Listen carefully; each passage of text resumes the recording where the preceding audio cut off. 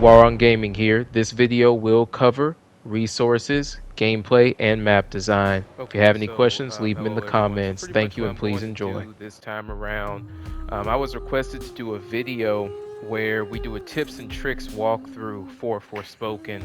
And again, this is just going to be based off of the demo, but I mean, pretty much all the abilities, stuff like that, it's going to be pretty similar to what you're going to have in the demo. Of course, all we have in the demo though are the first two skill trees. You're going to get two more for sure in the actual game. We'll see how all of that unfolds. Again, I don't even know.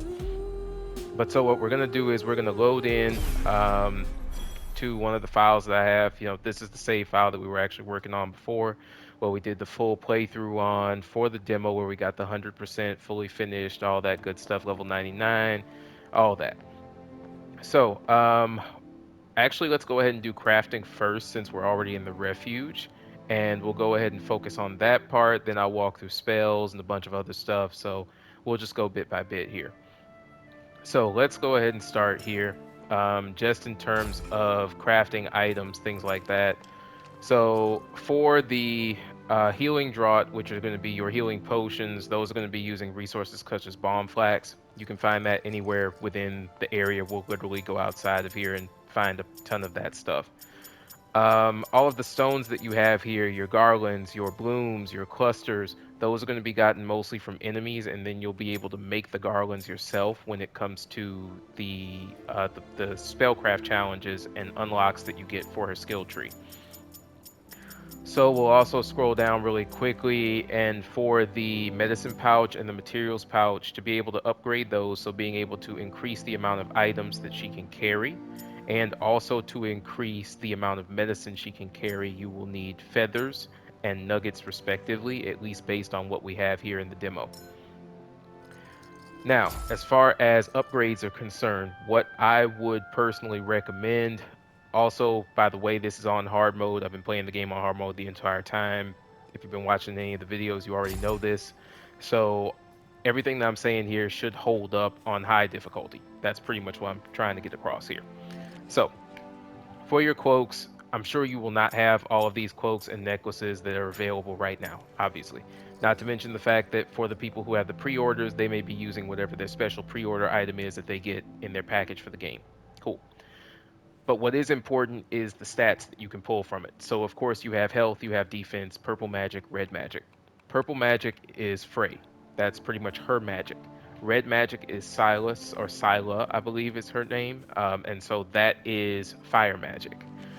I'm pretty certain, I'm almost willing to bet 150% as they say that you will not have the red magic when you start out. You will only have Frey specific magic, which is purple magic.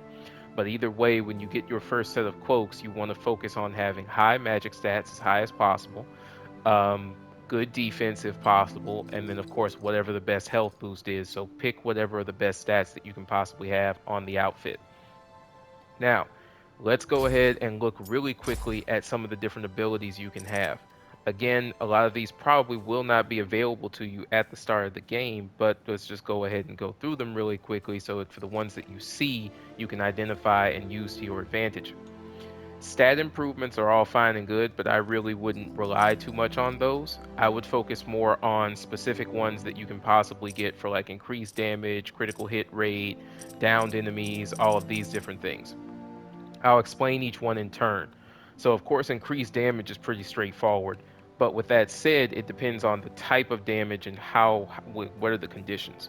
So, for example, this one is more damage inflicted when fighting nightmares. I can pretty much assure you this will not be available when we start because of the fact that nightmares are special enemies in the game. But if you do happen to see something where you can increase the damage boost that you get from when your surge magic isn't fully charged, I would recommend something like that. Why? Because you have to charge up surge magic to be able to use it, and it takes quite a few hits to do so. So if you can put more damage down during those instances, it's a good idea. Critical hit rate, I wouldn't focus on that much at the beginning because you won't have a lot of spells. But as you get more spells in the game, something to look into. Downed enemies, I would focus heavily if you could on this. Enemies can be knocked down to the ground more easily.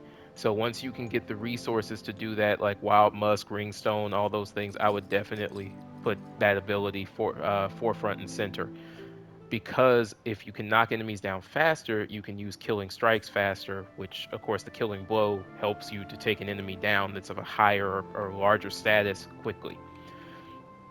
Also, this one, the enemies can be knocked to the ground more easily by precision counters, and then just the precision counter option in general, I believe, which is going to be here in the grants attacking effects section. Precision counters are great on, I would say for sure they're probably very awesome on easy and normal modes. On hard mode, they're a little bit more difficult to pull off, and the reason I'm going to say that, it's not that you can't pull them off, but if you're doing hard mode and like me, you might increase the damage or something like that in the settings that you take, then in that case, you're going to have to avoid getting hit. So you don't want to have to do a precision counter unless you absolutely have to. So with that said, I believe that precision counters work great on hard mode standard all the way down to easy. But if you start increasing the damage that you take on hard mode, you probably don't want to be using precision counters. You'd just rather dodge. But again, if you're playing on those difficulties and you like to have that counter aspect, the oh I get hit, I'm striking back with my own attack type of thing, similar to how you might in God of War Ragnarok or something like that, then please by all means do so. But just know that a precision counter in this game, as far as I can tell, does not remove the ability to get damaged. You still take damage, you just deal some back, but you still take a fair amount of damage from the attack in question. So personally, I can't recommend precision counters that much. Just saying. Okay, so another thing, moving back to the killer to the critical hits. Critical hits can boost attack. This will be a great one to get once you've gotten further in and you have more spells, more things to look into, more options in your gameplay. Then critical hits can boost attack would be an awesome one to have. Spell charging more quickly. I definitely suggest having something like casting frequency boost surge magic rate. Once you get good with the combat, it may take a little bit to get used to it, but once you get good with it, you'll be casting spells constantly. So this would be a good one to have once you can get the resources. And at least according to what the demo shows us, it should be pretty easy to get these resources at the start of the game. So this is one that I would focus on heavily too. Again, all of the stuff that I'm mentioning in this tips and tricks video right now may change a little bit once we get into the actual game, because this is based off of what I know from the demo and what I can see from the promos and different gameplay stuff that's available right now. I have not spoiled the game for myself though, so I have not started watching anybody's playthroughs who got it early, in the UK and stuff like that. I don't know. But this is just going off of what my inferences would be based on the demo and based off of what we saw from Sony and Luminous Arts themselves. Okay, continuing what I was saying here, so into the Grant's defensive effects.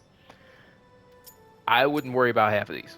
I would really focus more as long as you're good with the play. As long as you're good with the play style, you're good with dodging, you're good moving around, not getting hit. I would focus on having something like immune to dazing, because a lot of the enemies apparently use dazing abilities. That's one. One you may want could be like poison damage is halved. But to be honest, a lot of the poison damage attacks are very noticeable. There's a red glint that's going to happen for enemies who do poison and dazing. The difference is dazing has a much larger area of effect. Even if you're far away, you can still get hit by dazing. Poison damage is different. All you have to do is avoid the poison cloud, at least from the enemies that we've currently seen within this demo. Again, as we get to others, that may change. Not to mention something that's really important to remember here. You can always change an effect and literally come back and put on a new one or put on the same one that you had before. You have total flexibility in that. That's one of the things I'm really loving about their combat and battle system. There's no regrets for like backing up or taking off an ability, putting on a new one. So just, yeah, keep that in mind. And then of course this is a good one for crowd control. If you're fighting a lot of enemies all the time, auto heal effect is awesome if you just want to keep your health up until you get really good with the combat. And the same stat numbers and details kind of apply to the necklaces as well. So I'm not going to go into that. It's same concept here. Okay, so we've covered that part. That's crafting upgrades. Cool. Before we leave the refuge, we'll cover spellcraft challenges. So the whole purpose of spellcraft challenges is to upgrade your spells. As we can see, as I said, we're at level 99 on this demo, so all of these have been done. But that said, the whole purpose of a spellcraft challenge is to teach you how to use the spell in question.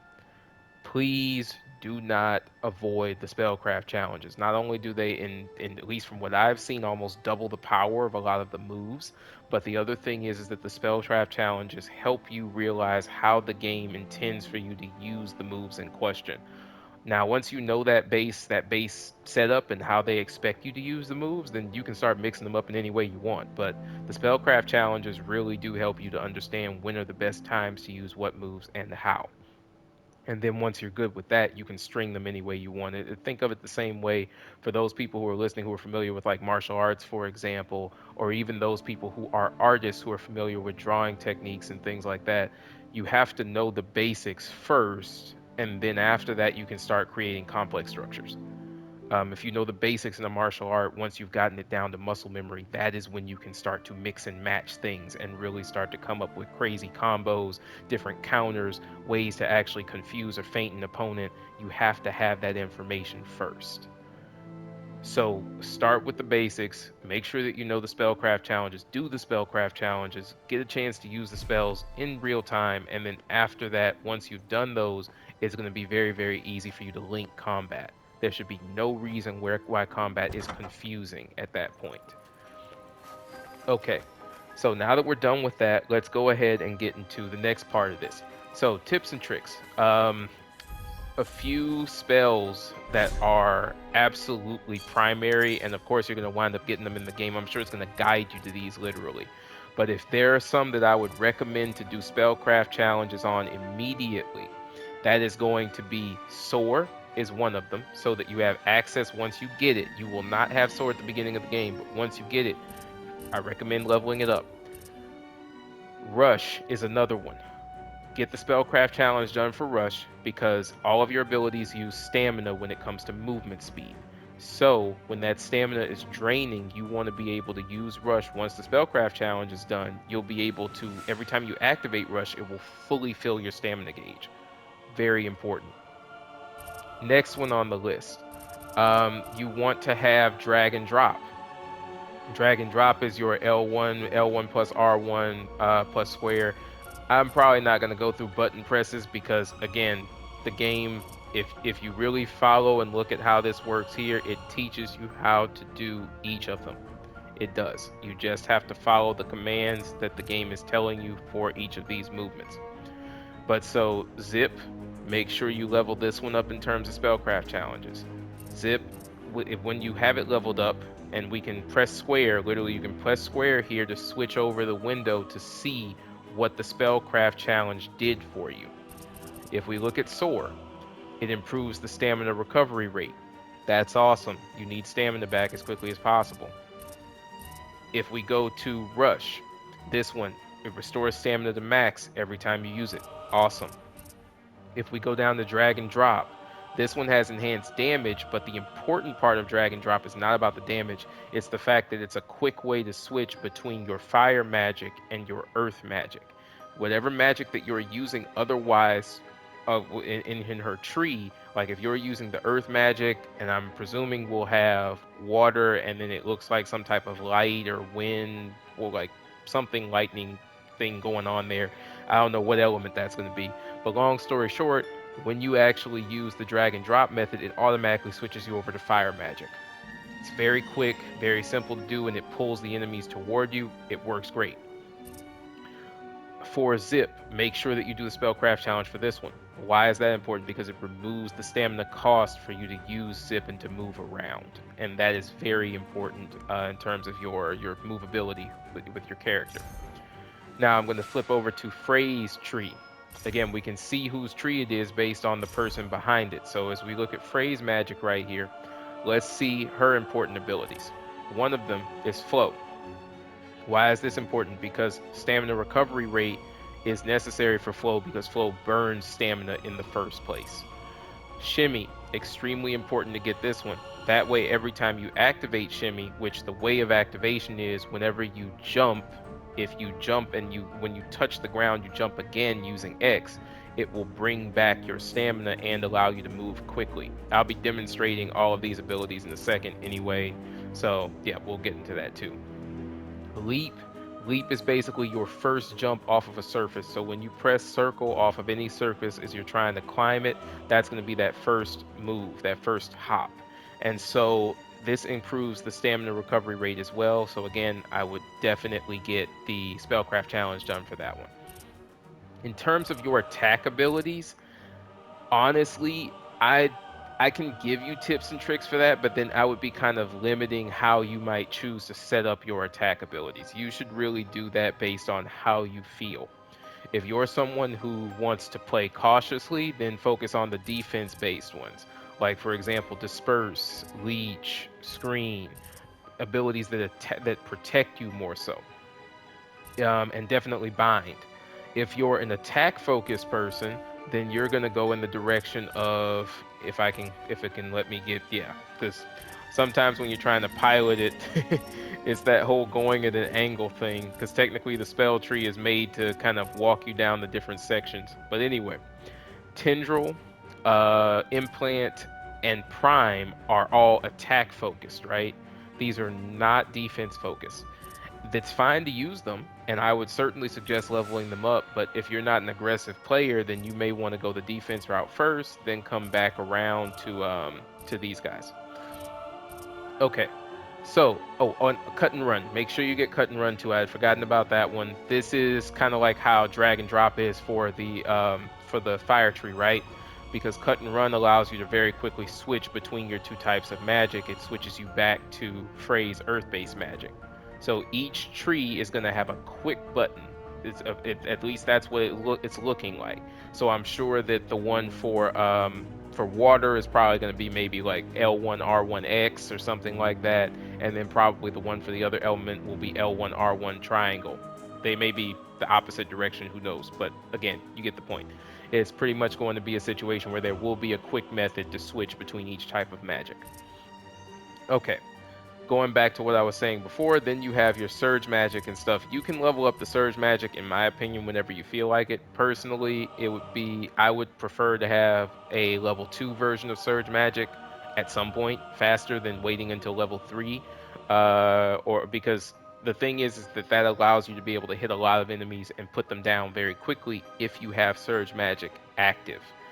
That like a full gauge to be able to use it. That said, though, it is not the absolute most important thing, in my opinion, to level up your surge magic. I would focus on your ability tree, the larger set of abilities first, your base ones, leveling up scatter shot, for example, burst shot, shield shot, as needed. Also, and this is just my opinion on this one, the best ability out of all three of these, between Scatter Shot, Burst Shot, and Shield Shot, as your attack ability is Scatter Shot, because you can use Scatter Shot from a distance and put down damage really fast. So if I had to recommend one of these three, I would recommend Scatter Shot. Okay. And also for your rarefy and modify abilities down here, these are where you're going to be able to get your higher level crystals. So I would level these up as you get ready to level up your gear, because it'll be necessary. Oh, let me go into fire one time, just to show that part too. Same as before, you have your defensive and your offensive abilities. Defensive abilities for fire are here: Fusillade, Legion, and Aegis. Aegis and Fusillade, interestingly enough, actually give you attack capability though. So it's interesting in that they're defensive, but they're defensive for more of a defense equals the best offense type of situation. Versus Legion, to me, is just kind of whatever. I'm just keeping it real. The Legion, they don't really do much. They act as distractions. Um, then for your charge ability and for Crucible, these are more of your like attack abilities combined with Bombardier as well, which is down here. Bombardier, and also Fire Trap. So Fire Trap is a really good one for attacking enemies at a short level of distance. Again, short to medium distance. It can't do long range. Don't try it.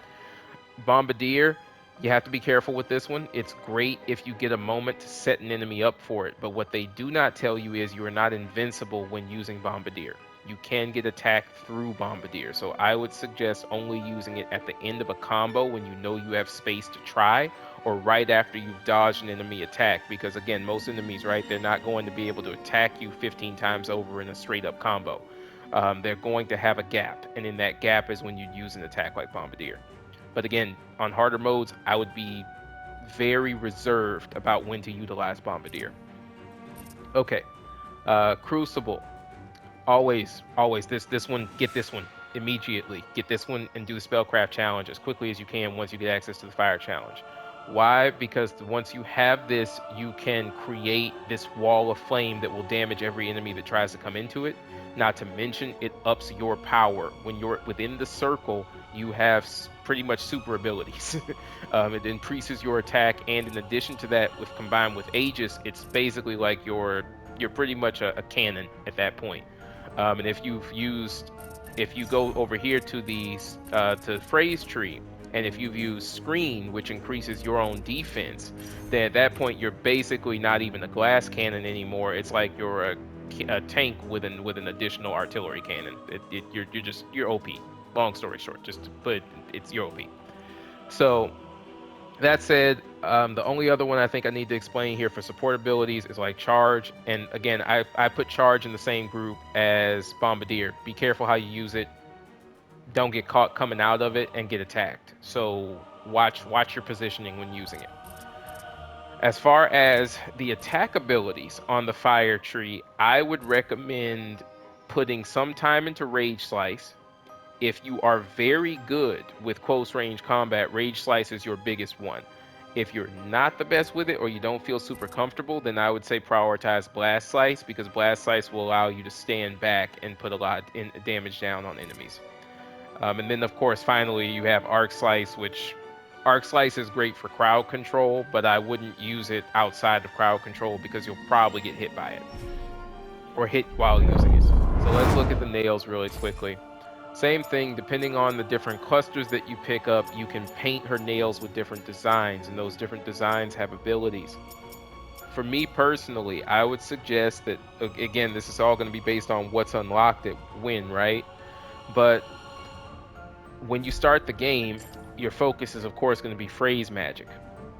So I can already recommend to you a few of them that would work well here. Slay is going to be one that you'll probably want to use because that will give Frey a spell damage boost. And the leaden clusters are, interestingly enough, a pretty easy item to come across, resource. They're dropped, I think, by the zombies. So of course that means that this should be a very, very early on thing that you can get. So this is one that I would suggest. Of course, for those people who pre-ordered, you're going to get a special nail design. So I don't know what that benefit's truly going to be, but we'll see on that one. But if you did not pre-order, then I would say that Slay is going to be one of the first ones that you probably want to get a hold of. I'm actually thinking that these are unlocked in order, to be quite honest. So probably after that, Clutch would be one of the ones that you might have access to. And this is cool too because it allows you to get a healing item effect boost. So these two are going to be important as you're starting the game. Blue Flash is also a really good one because it reduces damage that you take. So these first three are going to be really important because after that you start getting into fire damage related stuff, and you won't even have access to fire damage stuff until after the first, you beat the first Sila and get her magic tree. So I would focus on these for now. If you can get access to Slay, Clutch, Blue Flash, those would be my priority ones that I would use for her nail designs. Now, let's go ahead and get into resources. So I'm going to actually go through and mention some of these. From what I can see, firewood is going to be a popular resource because it's going to be at most camps. So I wouldn't stress worrying about this one. And apparently you can press and hold to camp using firewood. So I'm guessing that means that firewood will act as a resource to where you can sit there and pretty much heal yourself in certain locations. Now, let's get into some of these others, though, and some of the ones that are a lot harder to find. And this is going to be important. You will be able to find stuff like Tall Aster, but at least based on the demo, Tall Aster is not going to be as easy to find as some of the other materials. So I would suggest saving until you know for sure about tall aster. It's hinted that crabgrass will be plentiful, so I'm going to presume that you won't have a problem really finding that plant. Flute blossom, rare, so save the flute blossoms. Don't use them when you pick them up as quickly as you can, because it will be difficult to find more of them. The feathers, again, those are used for your material pouches, stuff like that. That's going to be rare. Nuggets, rare. Wild musk, rare. And those are used for a lot of your upgrades, so I'd suggest saving them. Noctite, rare. Just judging by the descriptions here, we can see which ones are rare and which ones are not. The grain stone, spine stone, those should be pretty easy to find. Spine stone may be a little less than grain stone. Grain stone is plentiful according to the game's description. Angle stone, plentiful. We see that even in the demo here. Ring stone probably is going to be fairly plentiful. And beam stone probably will be plentiful as well. But the diurnite and the noctite will be difficult to find, so save those resources. Bumbershoot, definitely save this one. Even in the demo here, it's been almost impossible to find more than 2. I was trying to find a 3rd one to upgrade some of my items just to be able to say that I did it, but yeah, nigh impossible. So save that. Make sure you save it. The clusters here, of course, are dropped by enemies, so that isn't as big of a deal. You can always just go find more enemies and kill them for it. The blooms. The blooms you have to be able to get by upgrading, or depending on certain enemies will drop blooms. Like, it looks like heavier level enemies, stronger enemies will drop blooms and potentially will drop garlands. However, easiest way to do that is level up your abilities like the rarefy and modify, and then you can go in and pretty much create these yourself. So that's something to keep in mind. You can make your own garlands and stuff using the abilities that we have in her skill tree, here in the magic tree. When we come over here, modify, rarefy, those will give you those specific items. And then finally, we have the old coins. I don't even know what the old coins are used for. It's apparently a currency that can be swapped for various items, so I assume special merchants. So again, these will be semi-rare as well. You'll get these mostly from the chest that you open in the game. So that is about it, I think, for what I have to say in terms of pretty much your basic tips and tricks. If we're talking about combat itself and how to really utilize the combat, we can go through and kill some enemies really quickly and kind of just talk about that a bit. For me, it all depends again on your playstyle, right? I'm aggressive, so positioning is important. If you know what ability you're going to use, like I knew I was going in for cut and run, get close, cut and run, get out, allow you to gain space, and then you work from there. If you're talking about stuff like Rage Slice, for example, if I'm dealing with these enemies here, I might come in with a slice really quickly. Then I like to actually move my enemies together so that I can hit more than one with the same ability. So if you can figure out your angle, precision of attack, think a few steps ahead, you can really set an enemy section up to just literally demolish them really, really quickly. We'll do the same thing over here, for example. And I'll show 2 different ways to do this. You can come in with a cut and run first, then immediately use disperse, and then disperse gets that tree down. I actually burned my stamina though when using it, so that's one thing that kind of sucks. I gotta wait until stamina comes back. That's my fault. But yeah, it worked out though.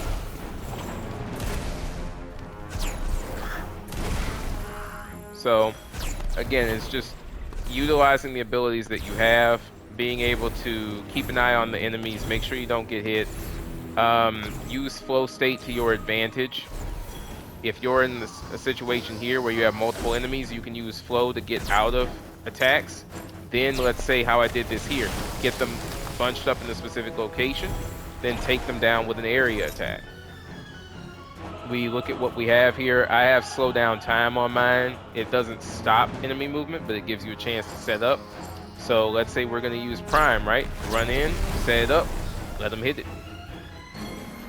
Looks like we have 2 enemies left. You can use cuff to scan and make sure that you know which enemies are nearby, and then set them up, and we'll just go ahead and wipe them out using surge magic. I don't know how that enemy's not in the right place. I guess that one ran away. So we'll just knock it out using scatter shot and be done with that. Okay. Now, if we're talking about some of the more aggressive enemies, because those were obviously zombies, not really a big deal. But more aggressive enemies, we might pull this one over here. Watch out for the tail. So I started an attack but canceled out of it. That's something you have to remember. If you start an attack, remember to use circle to your advantage if you, or whatever your flow state button is, to be able to cancel out of an attack. Also set up enemies like that where I kind of make it want to come in and attack me, and then I use its dodge as an opening to come back in and attack it. There's an ebb and a flow to combat, so use those to your advantage. Once you know that ebb and flow, and you can figure out when the optimal timing is to attack an enemy, it works. Now see what I did there, and that was my mistake actually. I tried to come in on Arc Slice from the front when I already had Fire Trap already active. So, Cuff blocks Frey from suffering damage from her own attacks, but that doesn't mean that she can't feel heat or uncomfortability, right? So you can't literally slam off of a fire trap or into a fire trap. Now these guys are gonna notice me. That's kind of that Arc Slice. I think that would be Arc Slice level 2. Well, no, 3. I'm losing Arc Slice level 3 there. So here, same concept. I come up. I've made the other enemy go a different direction, so I had time to actually dodge that one. I'll open the fire trap there. That gives me time to see this one come in toward me, and I'm gonna set him up and then use the air slam. If I'm using blast slice like this, I have time to respond to him and then just kind of set him up from there. Might make him hit the sky a bit, use slice, knock him over, and then you can always finish things with a killing blow.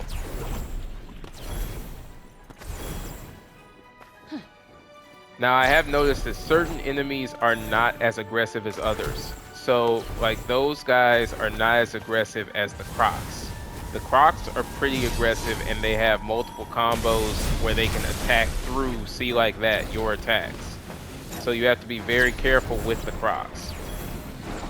Of how I'm literally being used as an example of things. So with Surge Magic, you can just go ahead and do a lot of damage back to the Crocs.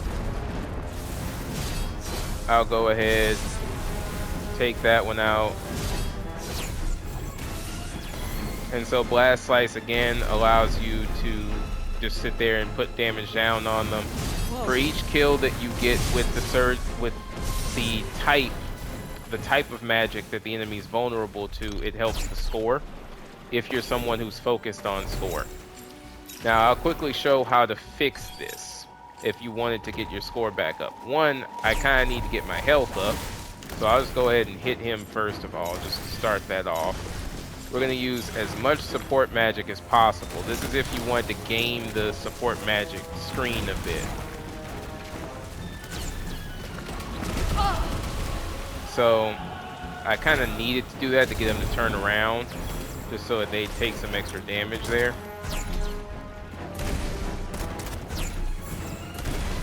And he's done. Now we'll go ahead and focus on this guy. Depends on what I really want to do here. So you can literally use a dodge just by pressing circle with a spell held. I'll see if I can trick him again to do this. If he comes around for the bite, all I'm going to do is just, see how I'm just using circle like this? It uses no actual magic ability whatsoever. It's just a quick side step or shimmy that allows you to dodge most attacks. He was waiting for me to come in for a tail swipe, but we're just using damage, using whatever attack we need to take him down. I'm kind of wondering who saw me just now. Oh, okay, this guy. So we'll actually go ahead and just run in here, because I'm going to go ahead and use this opportunity to get some health back. We'll set up. And we'll use that same thing where we have a bomb down here. Now we'll go ahead and use fire magic.